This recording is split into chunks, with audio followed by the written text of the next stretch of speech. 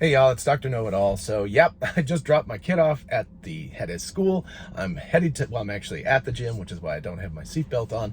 I figured I would take just a moment. This is breaking news. I have a regular episode that's releasing later today, but this is big enough news that I think it's worth actually a real quick, like little in-car video. I feel like I'm channeling Tom Nash here. So don't smash nothing, don't like nothing, don't subscribe to nothing, you know. Actually, I wouldn't mind a subscribe, so thank you. But anyway, if you haven't seen yet, Elon Musk has just filed a report, a filing that said that he has purchased 73.5 million approximately shares of Twitter. And more importantly than that, he now has 9.2% of Twitter shares, all outstanding shares. And that is the plurality. In other words, that's the most shares that any entity owns. And Morgan Stanley and Vanguard, I think it's Vanguard and then Morgan Stanley anyway, are the next two ones that, you know, own a substantial amount of shares at 8.8% or something like that. And those, of course, are funds, not an individual. So if you don't remember, Elon Musk did a poll. He said, you know, Twitter's not behaving well. It's not supporting free speech. What should I do? Should I, you know, start a new social media platform or buy Twitter or do something? Everybody said that they agreed with him. And he said that it had consequences. He said, this is going to have consequences, what you say. And people said that Twitter was indeed not supporting, you know, full freedom of speech. So clearly this is what the consequence is. Elon Musk, with that many shares of Twitter, is going to have a seat on the board. I don't know what their rules are internally, but there's a really good chance that he might become chairman of the board. I was going to say chairperson, but he's a man. So anyway, that he would become chairman of the board. And you know, it seems pretty obvious that his play, he probably decided that the amount of effort and time involved in getting a social media platform up from zero to where Twitter is would cost him maybe not more money, but certainly more time and energy than simply purchasing one and modulating the way that it has operated.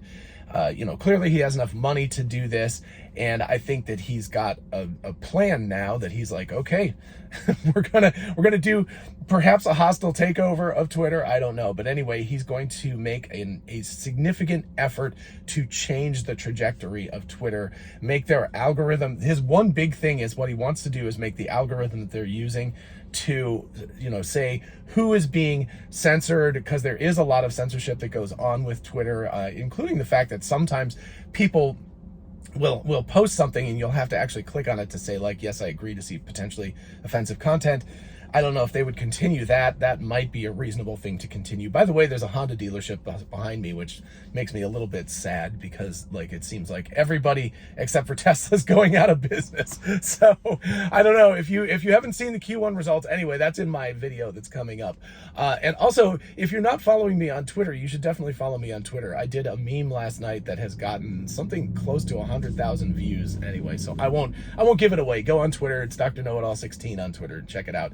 It's been very popular, and hopefully Elon Musk will notice and I'll get a ticket to the cyber rodeo. We will see. But anyway, so Elon Musk clearly is making a play for Twitter. You don't spend that much money. As far as I know, he owns no other publicly traded company except for Tesla and Twitter. So that's it. So it's not like he just has giant 10% stakes in random companies. This is a very definite play. I don't know, you know, the board at Twitter, if they don't want this to happen, is probably like, oh crap, we're in big trouble right now. I have no idea what will actually transpire with all of that behind the scenes, but I don't think that there's any way that they're not going to have Elon Musk forcefully redirect the ship in the direction that he wants. So the expectation is that they will not be you know, deleting people's profiles for any reason. Again, this is going to take a while to happen, but that they'll stop deleting people's profiles for being offensive or something. And that bigger, and even more importantly, they're going to make the algorithm that they use to determine who sees what and what's considered offensive and tagged and all that open source, so that the community can work on it. So if you don't know about open source software, the whole point of open source software is that 1,000 people can work on this thing. Now, that doesn't end up on Twitter immediately, right? So people can work on it, they can get on GitHub, whatever, they can grab the code, they can modify the code, they can examine the code, they can comment on the code, they can make changes to the code, and they can do all of that stuff. And then they can propose it for a new version that's actually deployed. So the stuff that people are mucking around with is not a deployment version of the software. They can, they can muck around with it. And even somebody who's as completely, amateurish as I am, I would not consider myself capable of working on, an algorithm as complex as I'm sure whatever Twitter's algorithm is. But there are people who can do that. And there's certainly communities of people who can do that. So they can work on this, they can modify it, and then when they get to the point where they think that they've got something stable, they can put it into development and they can quality assurance test it and all of that kind of stuff. And if it works well, it gets deployed. But that's really, really crucial to what Elon Musk's vision is. So I think if Elon Musk has over 80 million followers now, subscribers or whatever you call it on Twitter, followers. So he's got a massive, massive number of followers.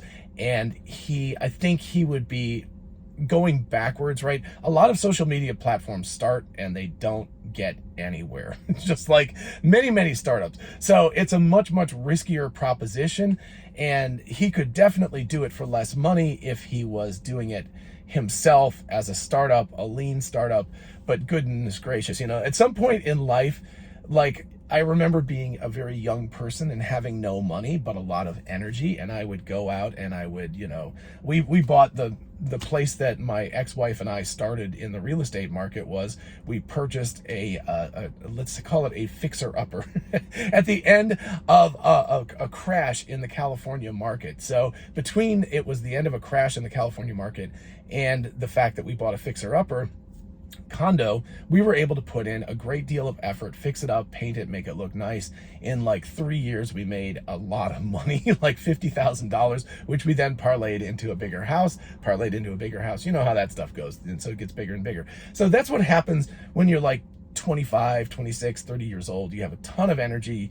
You don't have any cash. You're like, I'm just going to expend the energy. I'm going to make this thing happen and it's going to go well. But then later in life, you're like, I hate to say this, but our air conditioning system went out at our house, $10,000, it really, really hurts. And yeah, probably what we could do is we could dig around in the system and we could probably pull out what we needed to and try to fix it ourselves. Sure, that's possible. But there comes a time in life where you're like, the money is worth more than the time. I don't have the energy. I have more money. I have less energy and less time. So I will apply that to this situation. That's the difference, right?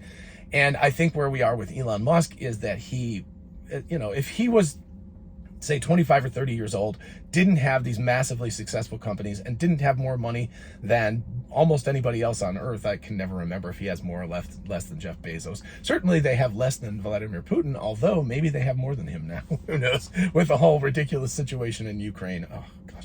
Anyway, I'm going to do another video on that, by the way, that it's worth a video on its own.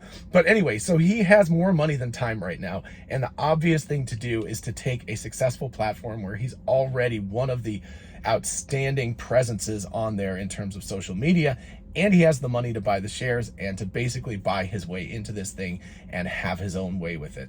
So that's what's gonna happen. That's the consequence of that poll that he did on Twitter a few days ago. Anyway, I'd be really interested to know your thoughts about all of this, and I hope that this is something where you're like, wow, this is really, really interesting. I'm not gonna make any recommendations about what to do about buying Twitter shares because I have no idea personally. I do not own any Twitter shares. I don't know if I'll purchase any Twitter shares. So I'm not sure what's gonna happen on that front. But anyway, so I won't give advice on that. Other people are much more qualified to do that than I am, but I thought it was definitely worth getting this out. I'll get a thumbnail up later in the day, but at the beginning it's just going to be me talking because I'm going into the gym next and doing an hour workout, and that's what I'm doing. And I'm also going to Austin on Wednesday, and if you're a Patreon member, I've already got a GroupMe chat. We're meeting. If you want to join the team before Wednesday, definitely, sign up on Patreon.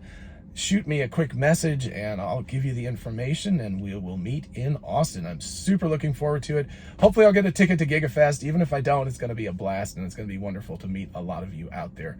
Have a lovely day. Definitely watch my other video because it's got my grandniece. You'll see the picture. The thumbnail has a little picture of her. She's beautiful.